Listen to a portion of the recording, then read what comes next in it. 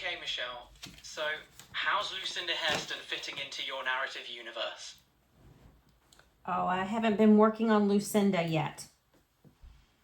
Ah, gotcha.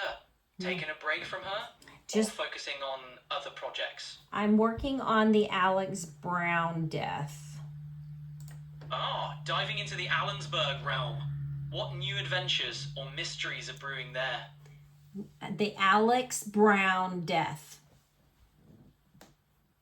Got it. The Alex Brown death. Yes. Sounds like a pivotal moment. How's that shaping the story? Well, I've got a lot of information, but I don't know if it fits together. So, do you remember me telling you about this feud? Got it, Michelle. Trying to piece together the few details for the Alex Brown death. Where are you stuck? So, I am still trying to find out data about this feud right before Alex's death, which was in 1886. Ah, a historical mystery. Digging into records from the 1880s can be tricky. Looking into local news archives or court records from Allensburg might help fill in those gaps. What specifically are you looking for?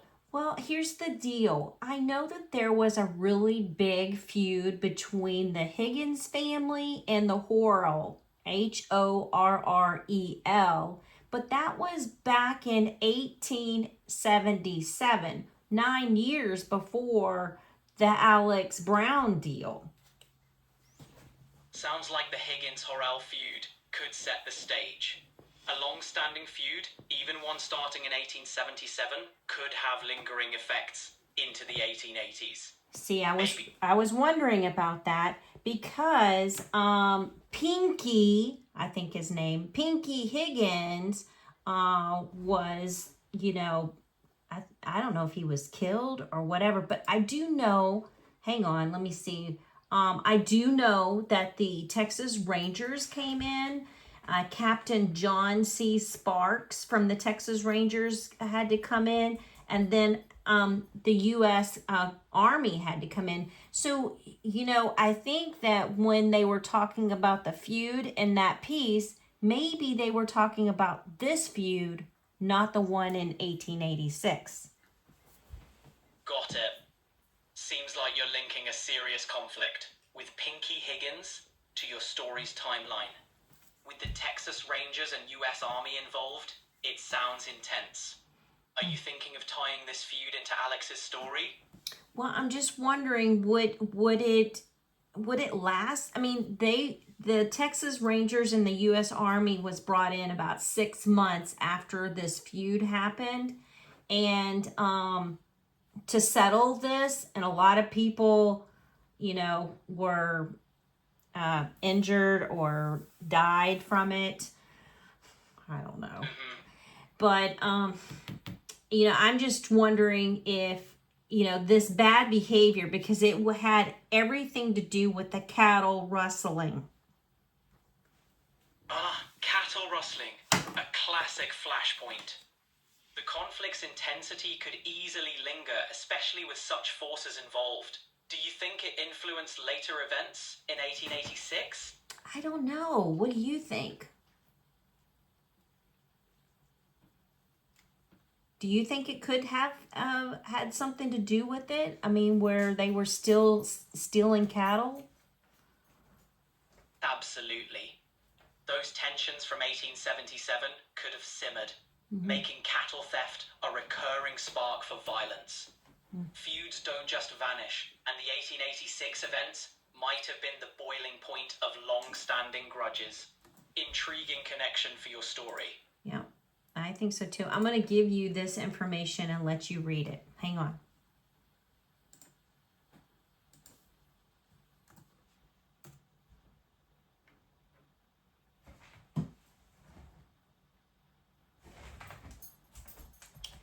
So what this story is, I found it. It says a horror.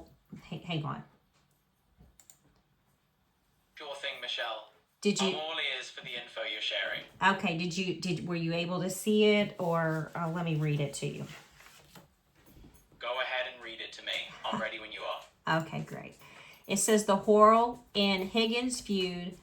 The Horrells and the Higgins family were among the early settlers in Lampasas County. Tom, Mart, Merritt, and Sam Horrell were accused of many crimes, including cattle rustling and murder. Pink Higgins was a cattleman and a trail driver who in 1876 began accusing the Horrell brothers of stealing his cattle. On January 22nd, 1877, Pink Higgins shot and killed Merritt Horrell in the Gem Saloon. Well, the Gem Saloon was actually called something else. Hang on, what is it called? I'll come back to the name of the hotel, the saloon, because that has something to do with it too. Anyway, it was the beginning of a 6-month battle between the Horrell brothers and Pink Higgins. Bob Mitchell, Bill Wren, and their followers. On March 22nd, Tom and Mart Horrell were ambushed on their way into Lampasas. Captain John C. Sparks of the Texas Rangers went in pursuit, but no one was captured. Higgins remained a fugitive, but eventually surrendered and was ordered to appear in court. On June 4th, the Lampasas County District Clerk office was burglarized and district court records were destroyed. 3 days later, the biggest battle of the feud took place on a public square in Lampasas. One man from each side was killed. I don't know if it's sidewalk or whatever. Major John B. Jones, commander of the Texas Ranger Frontier Battalion, which was also the same battalion that William Banta was in, came to Lampasas and sent Sergeant N.O. Reynolds and a company of Rangers out to capture the Horrells. The brothers were arrested and agreed to make peace by sending a letter of to the Higgins party. This treaty was the formal end to one of the worst feuds in Texas history.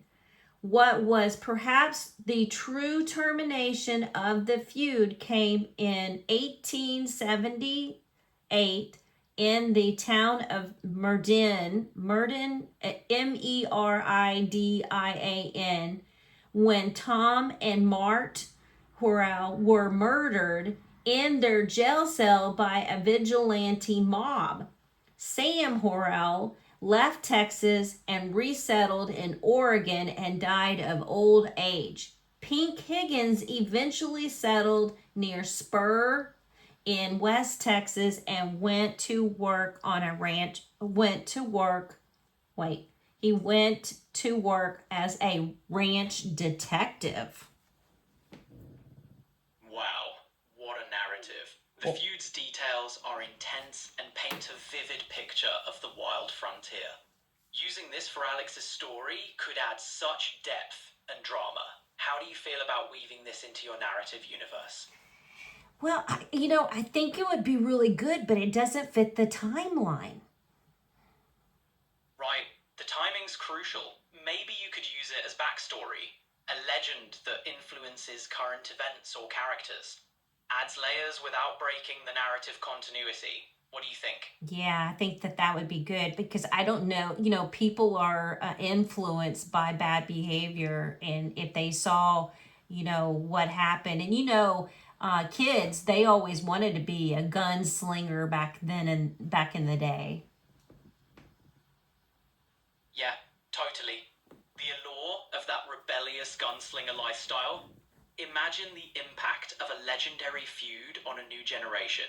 could shape their choices and add a rich historical layer to your narrative universe. Intrigued to see how you'll weave this in. Yep. Anyway, I just wanted to give you that bit of information. I did find a whole lot more to build the town from the 1880 census that I was able to locate. I still am not able to find a good map to lay the town, in, because by the time that I enlarge it, the pixels, I can't read it.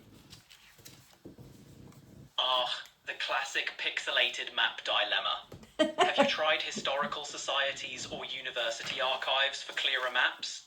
They sometimes have high-res scans. Could make your town layout pop. Okay, that's good. I did start looking through like old Lampasas County pictures, like people putting pictures online.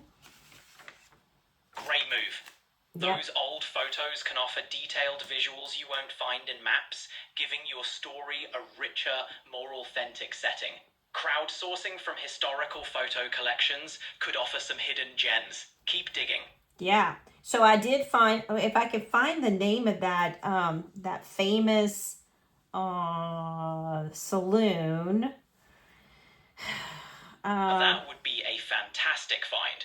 The saloon's name could uncover more stories and even photos. Oh, here we go. It was called Billy Joel, like the singer, Saloon. That's funny. Exactly, like a Billy Joe's saloon. The Yeah. catchy name could become iconic in your narrative, a central hub for drama and intrigue. Adds that extra layer of authenticity. Have you thought about how to incorporate a memorable location like that? What's interesting is it's right across the street from the First National Bank. That proximity is a gold mine for storytelling. I thought so. A lot of bad things could happen.